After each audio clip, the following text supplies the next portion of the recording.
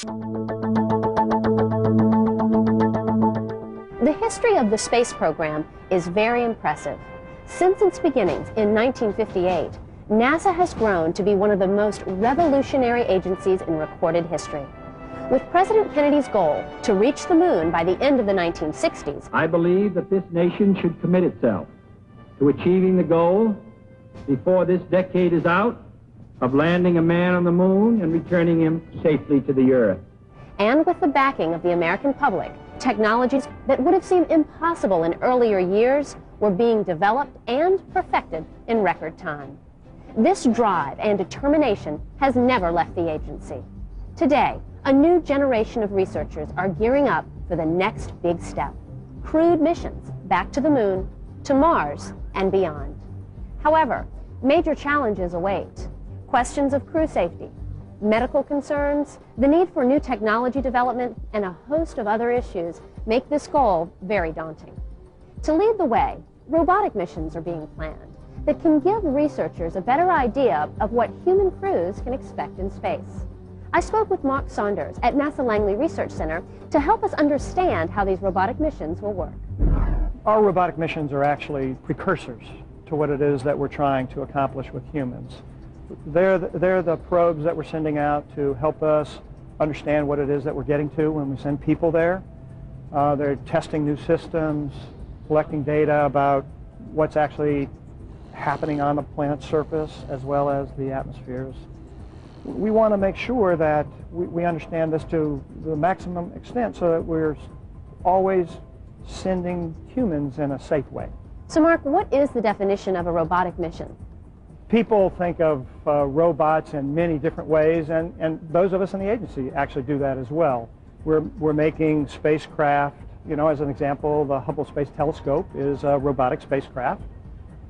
It's actually very smart, but we talk to it a lot with people on the ground that kind of tell it what to do on a periodic basis, usually in terms of minutes.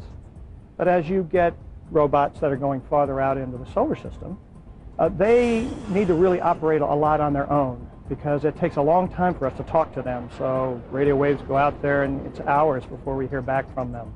So they're actually operating pretty much by themselves. What can we expect from robotic missions in the next few years? As all of us have been watching, the Mars exploration rovers have been doing a great job on Mars. Cassini is at Saturn with its Huygens probe. We're planning the next series of missions, both for scientific purposes as well as to prepare us to send people on to the moon and then on to Mars. The first of these planned robotic missions will be going back to the moon. The goal is to have these robots pave the way for humans by mapping the lunar surface, surveying potential landing sites, and searching for water ice.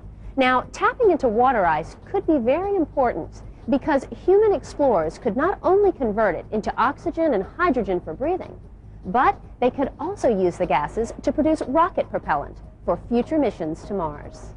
In short, these robotic missions will allow NASA planners to design the needed equipment for astronauts to live and work on the moon, while also helping them prepare for future missions to Mars. One of our biggest concerns is always making sure that our missions are as reasonably safe as possible for the human, as the human participates in it.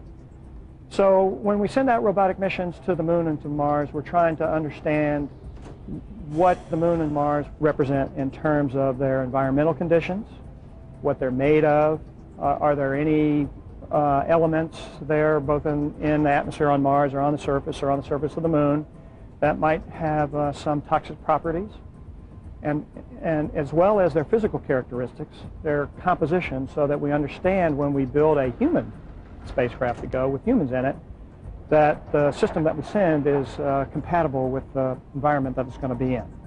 So that's one major point.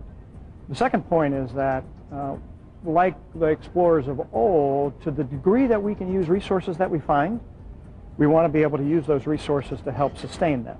And doing this, by the way, reduces the cost. So although it may cost us some to develop the technologies now, when we go, if they don't have to take stuff, It's, we don't have to pay to get it off the surface, and we're not paying to get water off the surface if we can find water there. So is most of the technology already developed? Technology is actually the key to what it is that we're trying to do. New technologies will enable us to be more efficient in how we go, allow us to actually take lighter weight systems, cheaper systems, more reliable, safer systems, so that the overall cost to the American taxpayer is dramatically less than the Apollo program. And we've discussed going to the moon, going to Mars. What other destinations do you foresee for robotic missions? Obviously, asteroids. And everybody's familiar with asteroids. We certainly have quite a few disaster movies around them. But there are a lot of scientists and engineers who believe that asteroids have the potential for resources that we might actually mine and use. And so one other destination are asteroids.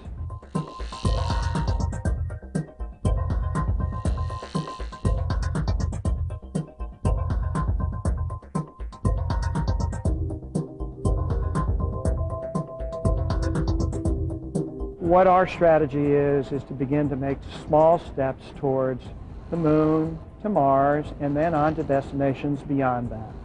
So we're going to gradually, over the next decades, push our human exploration beyond the boundaries as our robotic explorers find out new things about what's interesting out there. Coming up, we'll find out about some of the major challenges facing astronauts on long-duration missions. But first, did you know a special robot is being designed to work primarily outside a spacecraft on extravehicular activities, or EVAs? The Robonaut will not be autonomous. Astronauts inside the spacecraft will use virtual reality display technology to visually immerse themselves in the robot's workspace while remaining safe inside the spacecraft.